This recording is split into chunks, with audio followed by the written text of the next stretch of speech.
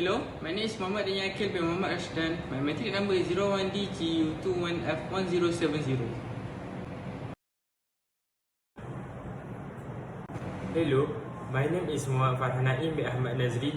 My matric number is 01DGU21F1061. Hi, my name is Muhammad Azifami bin Jamsari alias Rizwan, and my matric number is 01DGU21F1042. Hello, my name is Muhammad Azim Kazri. My matric number is 01DGU21F1067. Scalar has only magnitude but no direction, and all scalar quantity is one-dimensional.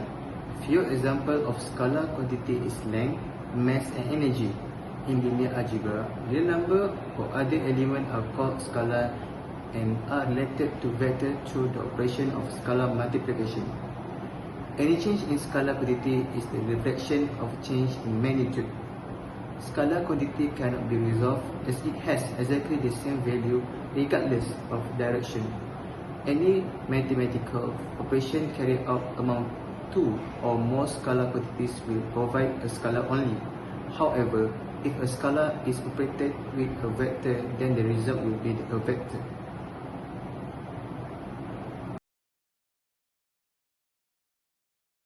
The scalar can be used in measuring the force in the perpendicular direction per unit area of pressure. The unit of measurement is Pascal and is well known by the word PA or the letter P. An example is the environmental pressure, which is the one that the air mass of the atmosphere has impact on the thing. The scalar can be used in measuring the force in a perpendicular direction per unit area of pressure. The unit of measurement used is Pascal.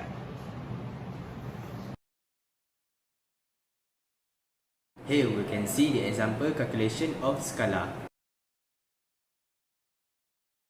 From the picture, carpenter often use the hammer in this manner to pull the nail. Next is the question.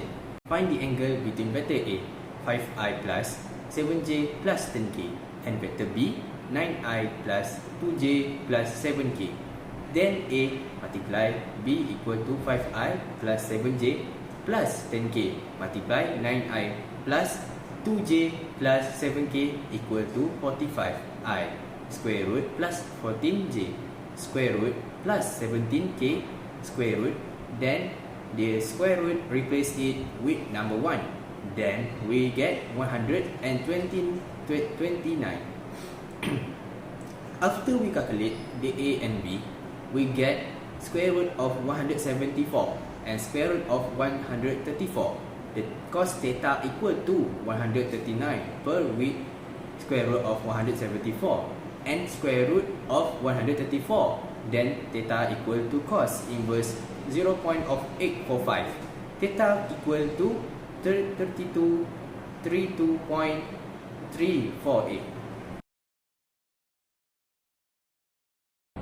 Scalar product is useful such as when you need to find the angle between two vectors. In engineering field, scalar also can be used to solve a problem or related field.